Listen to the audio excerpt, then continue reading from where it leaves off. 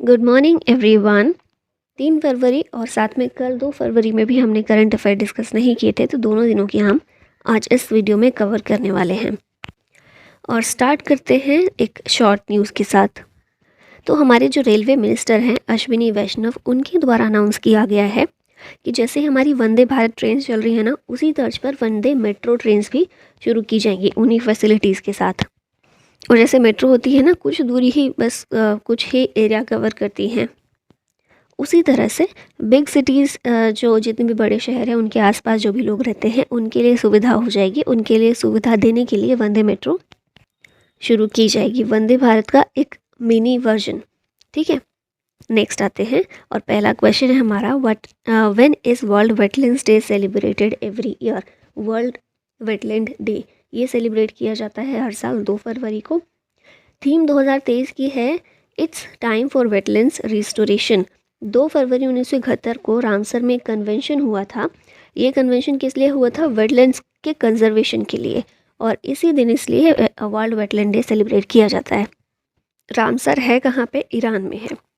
और 30 अगस्त 2021 को UN general assembly ने अडॉप्ट किया था resolution 75/3174 for world wetlands day. अब यहाँ रामसर साइट के बारे में कुछ चीज़ें देखते हैं। 75 रामसर साइट्स फिलहाल भारत में हैं इन 75th year of independence day के 2022 अगस्त 2022 से भारत में 75 रामसर साइट्स हो गई हैं। तमिलनाडु में सबसे ज़्यादा रामसर साइट हैं, कितनी? 14, और इसके बाद है उत्तर प्रदेश में 10 sites. Largest Ramsar site Bharat की है चिल्का लेक ओडिशा में, और स्मॉलेस्ट है रेणुका वेटलैंड। उसके बाद 11 न्यू रामसर साइट भारत में इंक्लूड की गई, जिसके बाद 75 हो गई थी। ये कौन कौन सी हैं?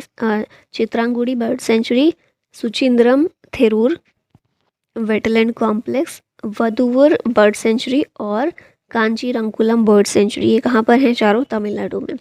टम्पारा लेक, हीराकुड रिजर्वायर और अनसुपा लेक ये हैं उड़ीसा में।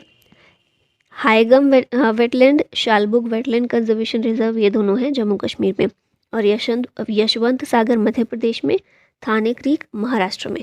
ठीक है, इनको रिसेंटली शामिल किया गया था और इन्हीं के साथ टोटल हो गई थी 75। Which raising day did the Indian coast guard celebrate on 1 February 2023। तो 1 फरवरी 2023 को हमारे इंडियन कोस्ट गार्ड ने अपना 47th रेजिंग डे सेलिब्रेट किया था। यहाँ पर देखिए 1 फरवरी को हर बार इंडियन कोस्ट गार्ड डे होता है to honour organisation that look after maritime security. इस बार 47th कोस्ट गार्ड डे था। मोटो क्या है? वयम रक्षमम, वी प्रोटेक्ट, और हेडक्वार्टर है नई दिल्ली में कोस्ट गार्ड का। डायरेक्टर जनरल इस समय है वीरेंद्र सिंह पठानिया। यहाँ पर बाकी देखते हैं, 1 जनवरी को होता है DRDO डे और ग्लोबल फैमिली डे। 4 जनवरी को होता है world Braille day. 6 January world day of war orphans. 9 जनवरी को प्रवासी भारतीय दिवस। 10 जनवरी वर्ल्ड हिंदी डे। 12 जनवरी नेशनल यूथ डे। 15 जनवरी इंडियन आर्मी डे। 23 जनवरी पराक्रम दिवस। 24 जनवरी नेशनल गर्ल चाइल्ड डे। 24 जनवरी को ही इंटरनेशनल एजुकेशन डे भी होता है। 25 जनवरी को होते हैं नेशनल वोटर्स डे और नेशनल टूरिज्म डे। और 30 जनवरी शहीद दिवस या फिर मैट्रिस डे। अब देखिए, हमने यहाँ देखा था वर्ल्ड हिंदी डे कब होता है? 10 जनवरी को। तो फिर नेशनल हिंदी डे कब होता है? 14 फेब को। नेशनल यूथ डे 12 जनवरी और इंटरनेशनल यूथ डे 12 अगस्त। फिर है इंटरनेशनल एजुकेशन डे होता है 24 जनवरी, और इसी तरह नेशनल एजुकेशन डे होता है 11 नवंबर को। नेशनल टूरिज्म डे 25 जनवरी और वर्ल्ड टूरिज्म डे 27 सितंबर। ये सभी चीज़ें आपको याद रखनी है। Which of the following city will be the new capital of Andhra Pradesh. Andhra Pradesh की नई कैपिटल कौन सी रहने वाली है? तो ये है विशाखापट्टनम। यहाँ देखते हैं, अनाउंसमेंट किया गया है कि विशाखापट्टनम जो है नई कैपिटल सिटी होगी आंध्र प्रदेश की। 9 साल पहले हैदराबाद हुआ करती थी, लेकिन तेलंगाना और आंध्र का जब डिवीजन हो गया उसके बाद फिर अमरावती रखी गई थी, लेकिन अभी फाइनल डिसाइड किया गया है आंध्र प्रदेश की कैपिटल कौन सी? विशाखापट्टनम। सीएम कौन है आंध्र प्रदेश के? YS जगनमोहन रेड्डी। गवर्नर हैं विश्वभूषण हरिचंदन। यहाँ आंध्र प्रदेश के बारे में देखते हैं। आंध्र प्रदेश जो है भारत का पहला स्टेट ऐसा है जो भाषाई आधार पर लिंग्विस्टिक बेसिस पर फॉर्म किया गया था। कब? 1 अक्टूबर 1953 को। साउथ कोस्ट रेलवे जोन जो हमारा 18th रेलवे जोन है इसका हेडक्वार्टर भी है विशाखापट्टनम में। 25th high court of India ये अमरावती में है। नेशनल पार्क्स कौन कौन से हैं जो आंध्र प्रदेश में मेनली हमें देखने को मिलते हैं? श्री वेंकटेश्वर नेशनल पार्क और Papikonda national park. Dams Andhra Pradesh में है नागार्जुन सागर डैम कृष्णा रिवर के ऊपर, Srisailam dam Krishna river के ऊपर, और पोलावरम प्रोजेक्ट ये है गोदावरी नदी के ऊपर। और आंध्र प्रदेश ने रिसेंटली ही 8th क्लास की बुक में एक लेसन नया इंट्रोड्यूस किया था about the contribution of Fatima Sheikh. Fatima Sheikh कौन है? ये इंडिया की पहली वुमेन मुस्लिम टीचर है। ठीक है, तो हो सकता है डायरेक्ट ना पूछे ये करंट अफेयर के बारे में, लेकिन आपको पूछ ले फातिमा शेख कौन है, तो ये याद रखना है आपको। By whom has the union budget 2023 been presented?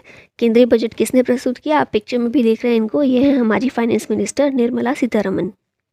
यहाँ देखिए आर्टिकल कौन सा है संविधान में? 112, जहाँ पर बजट का जिक्र है, लेकिन बजट शब्द नहीं है, एनुअल फाइनेंशियल स्टेटमेंट का जिक्र किया गया है। रेलवे बजट सेपरेट कब किया गया था? 1924 में किया गया था एकवर्थ कमेटी की सिफारिश पर, और वापस से मर्ज कब किया गया? 2016 में किया गया। और देखिए बजट की यहाँ हम बात कर रहे हैं, पहले ये देख लेते हैं थोड़ी सी चीज़ें, फिर थोड़ा सा बजट को डिस्कस कर लेंगे।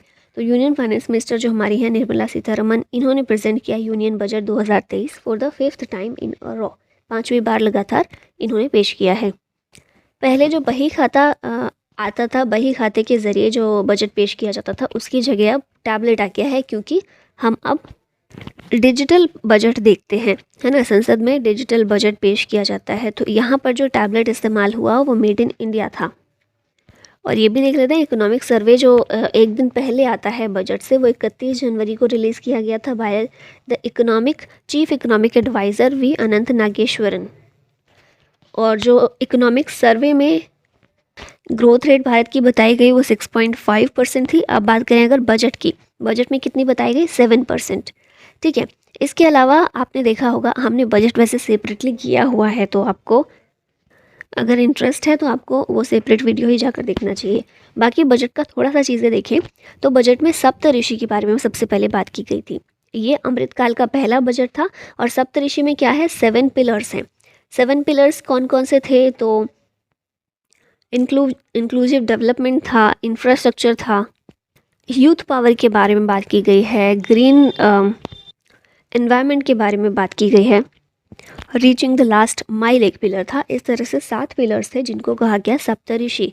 और बहुत सारी ऐसी योजनाएं भी हैं जिनको अनाउंस किया गया था, जैसे कि श्री अन्न है, मिष्टी है, जो सिकल सेल है, सिकल सेल अनीमिया, उसको ख़त्म करने का लक्ष्य भी बताया गया 2047 तक का, है ना। और नेट ज़ीरो जो हमारा लक्ष्य है 2070 तक के लिए, उसके लिए बहुत सारे एनवायरनमेंट के लिए बहुत सारी स्कीम्स और बहुत सारा कुछ बताया गया था। हमारा जो हेल्थ बजट है वो भी बढ़ाया गया था। जो नर्सिंग कॉलेजेस हैं उनको खोलने की बात की गई थी, लाइब्रेरीज़ खोलने के लिए, और मेनली जो ई लाइब्रेरीज़ होती हैं या डिजिटल लाइब्रेरीज़ होती हैं उनके लिए भी ऐसा बोला गया है कि स्टेट्स को एनकरेज किया जाएगा वो खोलने के लिए। फिर हमने देखा कि 50 डेस्टिनेशंस चुनकर टूरिज़्म के लिए काम किया जाएगा। जो कनेक्टिविटी है उसको बढ़ाने के लिए भी एयरपोर्ट्स वगैरह के लिए काम किया जाएगा। तो इस तरह की कुछ चीज़ें हमने बजट में देखी थी, तो आप वहीं पर जाकर देख सकते हैं, और प्रॉपर हमने डिस्कस किया था वहाँ। नेक्स्ट क्वेश्चन देखते हैं फिलहाल यहाँ, which state government has started the समग्र शिक्षा कैंपेन? समग्र शिक्षा अभियान जो है ये शुरू किया है उत्तर प्रदेश सरकार ने। और किस लिए लॉन्च किया गया है? To empower girls from the underprivileged class. ये जो समग्र शिक्षा अभियान है ये काम करेगा अंडर द आरोहिणी इनिशिएटिव। ये ट्रेनिंग प्रोग्राम है for the safety and security of girls in 746 Kasturba Gandhi residential girls schools in Uttar Pradesh. ठीक है, यहाँ देख लेते हैं अब उत्तर प्रदेश के बारे में। गवर्नर कौन है? आनंदीबेन पटेल। कैपिटल है लखनऊ में, गोमती रिवर के किनारे। Chief minister Yogi Adityanath. Classical dance जो कथक है उत्तर प्रदेश से ही बिलोंग करता है। वाराणसी पहली कल्चरल और टूरिज्म कैपिटल है एससीओ की। और 2022 में जो समरकंद में हुआ था एससीओ मीटिंग हुई थी, उसमें इसको चुना गया था। Indo Israel centre of excellence for vegetables, ये कहाँ पर इनॉग्रेट किया गया? Chandauli Uttar Pradesh. Major Dhyanchand sports university Meerut में। आगरा पहली सिटी है देश की to have vacuum based sewer system. जिसे नीदरलैंड की कंपनी के हेल्प से बनाया गया है for up to 5 years. Uttar Pradesh जो है पहला स्टेट है to table a paperless budget in 2021। Kashi Tamil Sangamam eight Banaras Hindu university, ये वाराणसी में है। वाराणसी में हुई काशी संगमम, काशी तमिल संगमम। यूपी गवर्नमेंट ने लॉन्च किया है निर्भया, एक initiative programme to benefit over 75,000 women. Manuela Roka Botey को किस देश की पहली महिला प्रधानमंत्री नियुक्त किया गया है? First female PM of which country? तो ये बनी है इक्वाटोरियल गिनी की न्यू पीएम। ठीक है, पहली महिला पीएम। और देखिए ये बहुत आ रहे हैं ना, अभी बहुत सारी महिलाएं ऐसी हैं जो पीएम या प्रेसिडेंट बन रही हैं, तो आपको याद रखना है। इन्होंने सक्सीड किया है फ्रांसिस्को ओबामा को। और प्रेसिडेंट कौन है इक्वाटोरियल गिनी के? Teodoro Obiang. 1979 से यही प्रेसिडेंट यहाँ के बने हुए हैं। ठीक है, अभी फ़िलहाल आप पीएम याद रखिएगा। यहाँ फीमेल पीएम और प्रेसिडेंट का रिवीजन कर लेते हैं। तो शेख हसीना बांग्लादेश की पीएम है, जॉर्जिया मेलोनी इटली की पीएम है, सना मरीन ये फिनलैंड की पीएम, अना बर्नाबिक ये सर्बिया की पीएम है, काजा कल्लास ये एस्टोनिया की पीएम, एलिजाबेथ बॉर्न फ्रांस की हैं, विद्या देवी भंडारी नेपाल के प्रेसिडेंट, द्रौपदी मुर्मू हमारी प्रेसिडेंट हैं, कमला हैरिस यूएस की vice president, Tsai Ing Wen Taiwan की प्रेसिडेंट हैं, Samia Suluhu Hassan Tanzania, Katalin Novak Hungary, Natasha Musar ये स्लोवेनिया और सैंड्रा मेसन ये बारबाडोस की। तो इस तरह से देखिए विश्व पर धीरे धीरे महिलाओं का वर्चस्व हो रहा है, एंड आई एम तो very happy to see that. खैर हम नेक्स्ट क्वेश्चन पर आते हैं। Which of the following former PM conferred lifetime achievement honour in UK? UK में लाइफ टाइम अचीवमेंट सम्मान से कौन से पीएम हैं, फॉर्मर पीएम हैं जिन्हें सम्मानित किया गया है? तो ये पिक्चर में ही आपको दिख रहे होंगे, ये है Manmohan Singh, doctor Manmohan Singh former prime minister हैं इंडिया के, और इन्हें दिया गया है lifetime achievement honour by the India UK achievers honours in London. इन्हें ऑनर दिया गया है for economic and political contribution. Padma Vibhushan भी इन्हें 1987 में दिया जा चुका है। और ये जो अवार्ड है ना, ऐसे लोगों को मिलता है जो कभी ना कभी यूके में एज ए स्टूडेंट रह चुके हैं, स्टूडेंट के रूप में गए थे वहाँ पर, वहाँ के स्टूडेंट थे और फिर बाद में उन्होंने विश्व में कुछ अपना अच्छा काम किया है, कुछ अपना अच्छा नाम किया है। ठीक है, तो इसीलिए इनको भी चुना किया। न्यू पीएम कौन है यूके के? ऋषि सुनाक हैं। इंडिया के एम्बेसडर जो यूके में हैं विक्रम दुराईस्वामी हैं। बाकी यूके रिलेटेड चीज़ें देखिए स्टैटिक जीके। तो ब्रिटिशर्स ने बनाया था, क्या बनाया था? एक गेटवे ऑफ इंडिया बनाया था भारत में 1911 में। किस लिए बनाया था? क्योंकि उसी समय जो किंग जॉर्ज फिफ्थ और क्वीन मैरी हैं वो भारत आने वाले थे ना, भारत यात्रा थी उनकी। इस गेटवे ऑफ इंडिया के चीफ आर्किटेक्ट थे जॉर्ज विटेट। जो हमने फीचर्स लिए हैं ब्रिटिश कॉन्स्टिट्यूशन से हमारे संविधान में वो कौन से हैं? तो वो है parliamentary government, rule of law, legislative procedure, single citizenship, cabinet system, prerogative writs, parliamentary privileges and bicameralism. और एक करंट अफेयर रिवाइज कर लेते हैं। इंडिया और यूके ये लॉन्च करेंगे यंग प्रोफेशनल्स स्कीम, जो कि अलाउ करेगी डिग्री होल्डिंग इंडियन नेशनल्स को in the age group 18 to 30 years to live and work in Britain for up to 2 years. इसके अलावा कॉमनवेल्थ गेम्स 2022 में ये कहाँ हुए थे? ये भी बर्मिंघम में हुए थे। आते हैं नेक्स्ट क्वेश्चन पर। अच्छा, क्वेश्चन से पहले पद्म विभूषण भी हैं, किसे किसे मिला है 2023 में, तो आपको अच्छे से याद हो गया होगा क्योंकि आपने सेपरेट वीडियो भी कई बार रिवाइज किया उसमें। तो समाजवादी पार्टी के फाउंडर जिन्हें हम कहते हैं मुलायम सिंह यादव, यूपी से ये थे।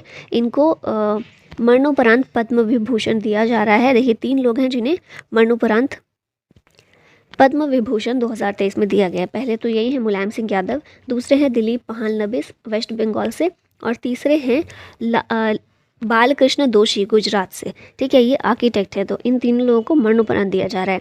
इनके अलावा जो हमारे फॉर्मर एक्सटर्नल अफेयर्स मिनिस्टर हैं SM कृष्णा कर्नाटका से, इन्हें पद्म विभूषण से सम्मानित किया जाएगा। US बेस्ड मैथमेटिशियन है श्रीनिवास वर्धन, ठीक है, इनको दिया जा रहा है। और तबला मेस्ट्रो जाकिर हुसैन, इन्हें दिया जा रहा है पद्म विभूषण 2000। पद्म विभूषण के अलावा 9 लोग ऐसे हैं जिन्हें पद्म भूषण से सम्मानित किया जा रहा है, और 91 लोगों को पद्मश्री से सम्मानित किया जा रहा है। ठीक है, तो ये बाकी अवार्ड्स भी होंगे। अगले क्वेश्चन पर आते हैं। Who has recently launch the Ellora project. Ellora project जो है ये लॉन्च किया है माइक्रोसॉफ्ट ने। यहाँ पर देख लेते हैं एलोरा की फुल फॉर्म क्या है, इनेबलिंग लो रिसोर्स लैंग्वेजेस।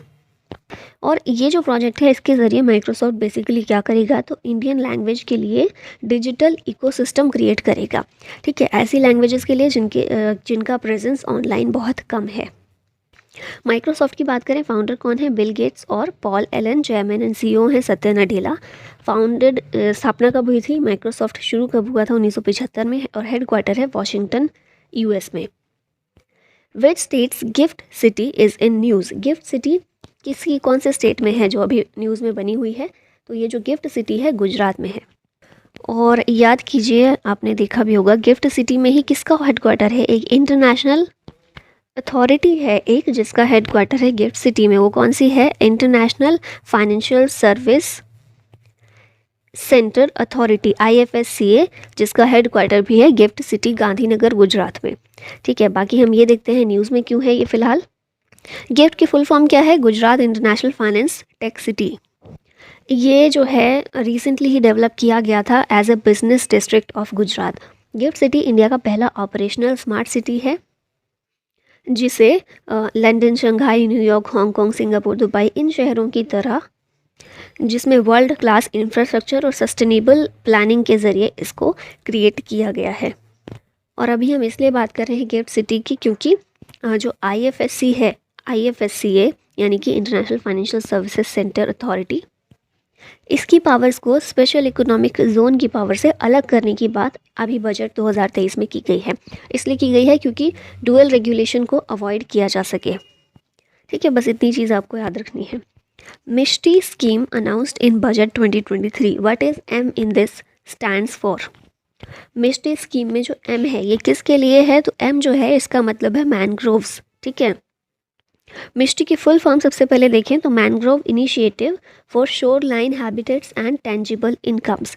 मेन एम है इस स्कीम का to take up mangroves plantation along the coastline and on salt pan lands. Basically जो मैनग्रोव फॉरेस्ट हैं उनको प्रिजर्व करना, कंजर्व करना इसका एम है। मिष्टी जो है इम्प्लीमेंट की जाएगी by converging CAMPA fund, MNREGAs and other sources. यहाँ पर अभी हम देखेंगे मैनग्रोव्स के बारे में थोड़े से फैक्ट। तो मैनग्रोव्स जो हैं salt tolerant variety of plants हैं। ऐसे प्लांट्स हैं जो खारे पानी में ग्रो करते हैं। ये मेनली ये ऐसी जगह पर पाए जाते हैं जहाँ फ्रेश वाटर और सॉल्ट वाटर का इंटरमिक्स होता है। ठीक है, जैसे कोई नदी समुद्र में जाके गिर रही है, ये पूरा समुद्र का एरिया है और कोई नदी जाके यहाँ पर गिर रही है, तो ये वाला जो इंटरमिक्स एरिया होगा यहाँ पर ये ज़्यादा देखने को मिलते हैं। ठीक है, जो बेस हो गए, एशुरीज हैं, क्रीक्स हैं, लेगून्स हैं, यहाँ पर ज़्यादा पाए जाते हैं mangroves. As per the India state of forest report, जो हमारी होती है India state of forest report, जिसके ज़रिए बताया जाता है कि फॉरेस्ट वगैरह पेड़ पौधे भारत में कैसी स्थिति में हैं और कितने हैं, कितने कम हुए, कितने ज़्यादा हुए। तो 2021 की जो रिपोर्ट आई थी इसके ज़रिए मैनग्रोव कवर भारत में कितना है, पूरा इंडियन जोग्राफिकल एरिया का 0.15% है। This is around 4,992 square kilometres. और इंडिया में जितने भी मैनग्रोव है ये 0.15%, इसका 42.45% सिर्फ अकेले वेस्ट बंगाल में है। ठीक है, first sustainable financial working group meeting under India G20 presidency begin eight which place. तो ये जो मीटिंग है, पहली sustainable financial working group meeting, ये शुरू हुई गुवाहाटी में। यहाँ पर देखते हैं इसकी थीम, ये है one earth one family one future. Motto है वसुधैव कुटुंबकम। और इस मीटिंग के 3 मेन एजेंडाज हैं। कौन से, mobilising timely and adequate resources for climate action, दूसरा है enabling finance for a sustainable development, और तीसरा है capacity building for entire ecosystem of sustainable development. अभी यहाँ देखें गुवाहाटी जो है कहाँ पर है, ब्रह्मपुत्र रिवर के किनारे है, उसके बैंक पर है। ब्रह्मपुत्र को तिब्बत में यारलुंग सांगपो के नाम से जाना जाता है।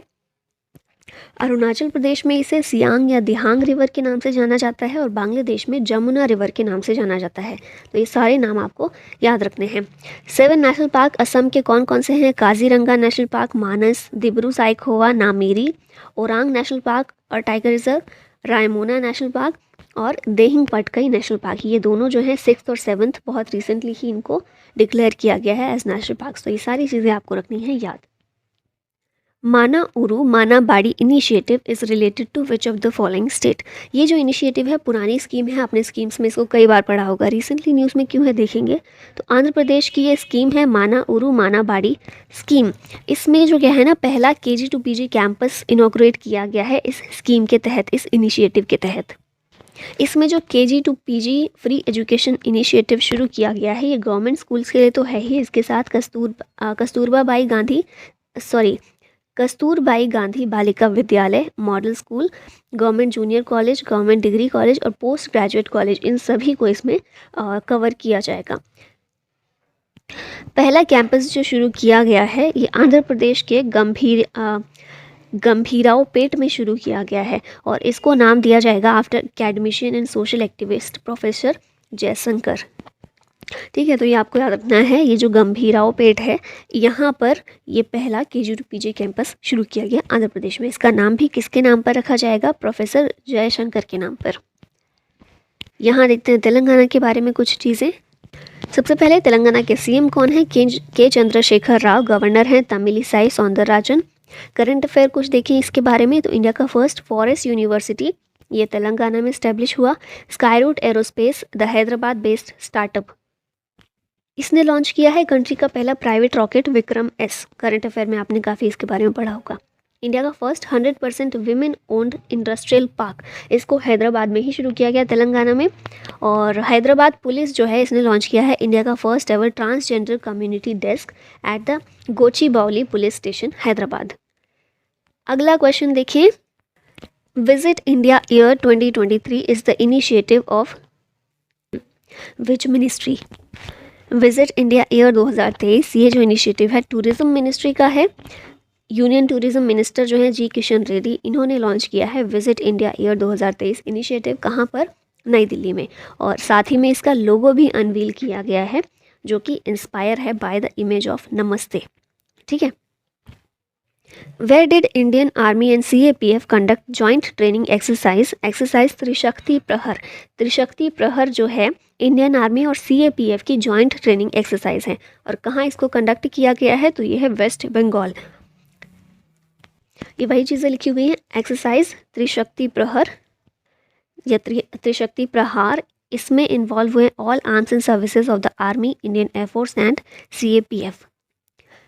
यहाँ पर देख लेते हैं हम अपने चारों फोर्स के डेज कौन से सेलिब्रेट किए जाते हैं। तो आर्मी डे के लिए है 15 जनवरी, इंडियन एयरफोर्स डे 8 अक्टूबर, नेवी डे 4 दिसंबर और कारगिल विजय दिवस 26 जुलाई। कुछ जॉइंट मिलिट्री एक्सरसाइजेस के बारे में देखें तो एक्सरसाइज काजिंद जो है इंडिया और कजाकिस्तान के बीच कंडक्ट होती है। हरिमऊ शक्ति इंडिया और मलेशिया की है।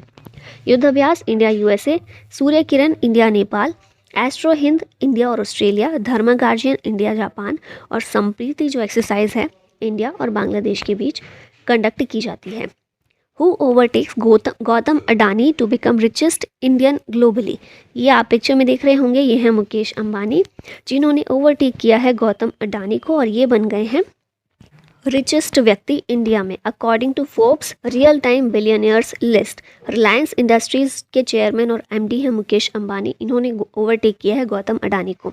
गौतम अडानी जो हैं सिर्फ इसी में नहीं बल्कि जो हमारी ब्लूमबर्ग बिलियनियर्स इंडेक्स होता है उसमें भी 3rd प्लेस से नीचे आकर 7th प्लेस पर आ गए हैं। अब लास्ट में ये क्वेश्चन है आप लोगों के लिए, who won the 15th hockey world cup 2023। 15वां हॉकी विश्व कप 2023 ये किसने जीता, इंडिया, जर्मनी, बेल्जियम या फिर ऑस्ट्रेलिया। करेक्ट आंसर दीजिएगा कमेंट बॉक्स में। और इसी के साथ हमारी ये वीडियो यहीं होती है समाप्त। Thank you so much watching the video. जय हिंद।